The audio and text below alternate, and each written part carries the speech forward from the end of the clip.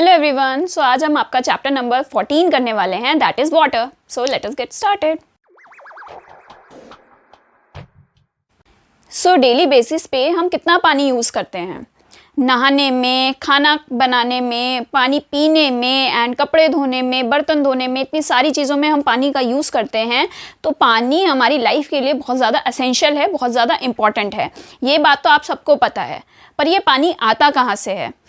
पानी आपका, आप ऑब्वियसली बोलेंगे टैप से आता है, घर के अंदर नलों से आता है। पर ये जो नलों में पानी आ रहा है, ये कहाँ से आ रहा है? क्या आपको पता है? पॉज करके आप कमेंट बॉक्स में बताइए। राइट, सो ये आता है रिवर्स से एंड पॉन्ड से और वेल से, मतलब कुओं से।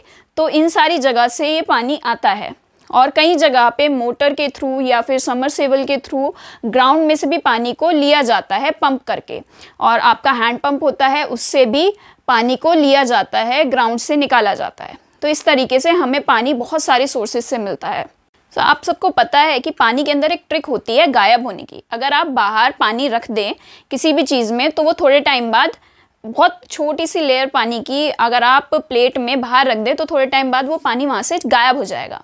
उसे कहते हैं इवेपोरेशन। अगर वहाँ पे बहुत ज़्यादा गर्मी है, राइट, अगर आप सूरज के नीचे रख देते हैं तो वहाँ से भी इवेपोरेट हो जाएगा। और अगर आप कहीं और भी रखते हैं तो थोड़े समय बाद वहाँ से भी पानी गायब हो जाता है, अगर छोटा अमाउंट है पानी का। तो उसमें वो क्या होता है, उसे कहते हैं इवेपोरेशन। गर्मी से पानी भाप बन जाता है, इसे इवेपोरेशन कहते हैं। तो जो हमारे पॉन्ड्स होते हैं एंड रिवर्स होती हैं, वहाँ भी जब सूरज की रोशनी पड़ती है, इस तरीके से पानी लगातार इवेपोरेट होता रहता है। वो हमें दिखाई नहीं देता क्योंकि पानी बहुत ज़्यादा होता है, पर वो धीरे धीरे करके इवेपोरेट होता रहता है और आसमान में जाता रहता है। ऐसे ही कोई और जगहें हैं, लाइक प्लांट्स हैं, हमारे पेड़ पौधे हैं, उसमें भी ट्रांसपोरेशन होता है। मतलब ट्रांसपोरेशन पूरी बॉडी में, प्लांट की स्टेम में, रूट्स में, लीव्स में, इसमें पानी आगे पीछे घूमता रहता है। इसी तरीके से जब वो लीव्स पे आ जाता है, सरफेस पे आ जाता है और फ्लावर के सरफेस पे आ जाता है, तो वहाँ से वो इवेपोरेट होता है। इसे कहते हैं ट्रांसपिरेशन। तो इस तरीके से पानी बहुत सारी जगहों से हमारे नेचर में, सराउंडिंग में इवेपोरेट होता है। अगर आप पानी उबालें और उसके ऊपर एक प्लेट रख दें और कुछ टाइम बाद उस प्लेट को हटाएं, तो आपको पानी की बूंदें उस प्लेट के ऊपर दिखाई देती हैं। ये कैसे हुआ? क्योंकि प्लेट ठंडी थी, जब भाप उस पर लगी तो वहाँ पे पानी जो भाप बना था वो दोबारा से पानी बन जाता है। इसे कहते हैं कंडेंसेशन। तो जो कंडेंसेशन होता है वो हमारे नेचर में भी होता रहता है। जब रिवर से और पॉन्ड से, इन सारी चीज़ों से पानी ऊपर जाता है एंड ओशन से, ओशन बहुत बड़ा मास है हमारी अर्थ पे, लाइक मोस्ट ऑफ हमारी अर्थ का एरिया जो है वो ओशन से घिरा हुआ है। तो ओशन में जब पानी इवेपोरेट होता है तो वो ऊपर जाता है, और ऊपर जाके जैसे जैसे हम अर्थ के सरफेस से ऊपर जाते हैं तो मौसम ठंडा होता रहता है। तो एक टाइम के बाद वो जो भाप है वो दोबारा से पानी में बदल जाती है, और हमें जो ऊपर क्लाउड्स दिखाई देते हैं वो सब पानी ही होता है। तो ऊपर जाके जब वो बहुत ज़्यादा भर जाता है, पानी से जो क्लाउड है वो बहुत ज़्यादा भर जाता है, तो वहाँ पे रेन होने लगती है। तो इस तरीके से हमारी बारिश होती है। और इवेपोरेशन से लेकर कंडेंसेशन तक का जो ये साइकिल होता है, इसे हम वाटर साइकिल बोलते हैं।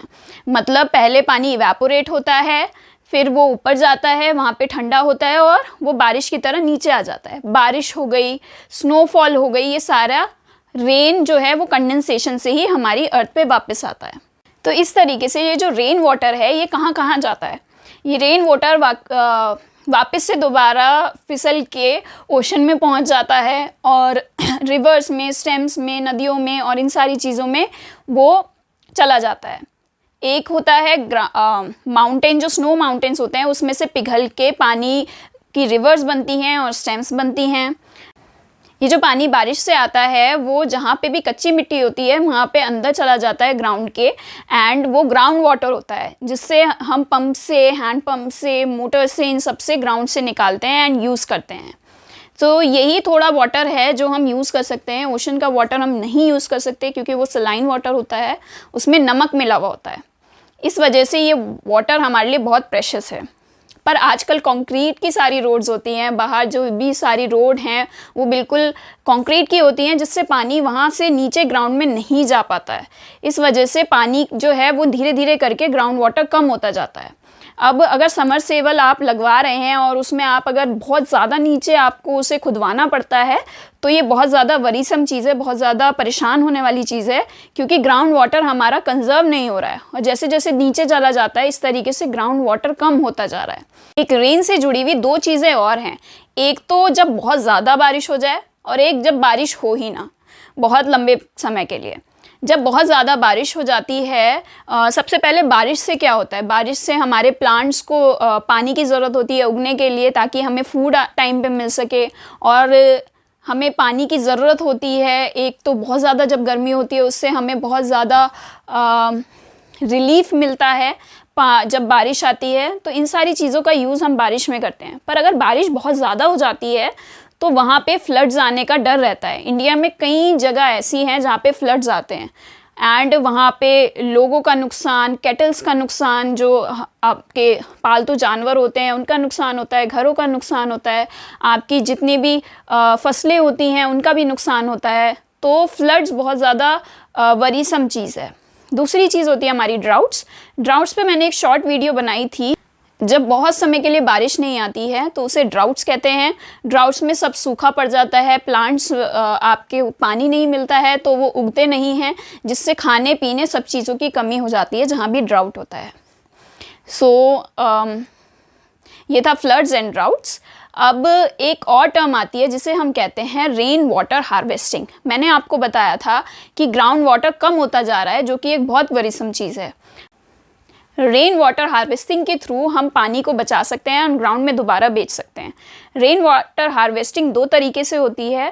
पहला, आप छत पे पाइप लग जाते हैं जिससे वो डायरेक्टली एक जगह पे इकट्ठा होता है पानी और उसका हम वहाँ से यूज़ कर सकते हैं फ़िल्टर के थ्रू।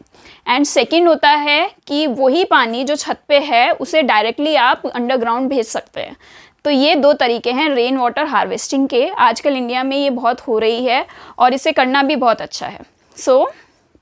ये रहा आपका वाटर का chapter. Thank you so much for watching.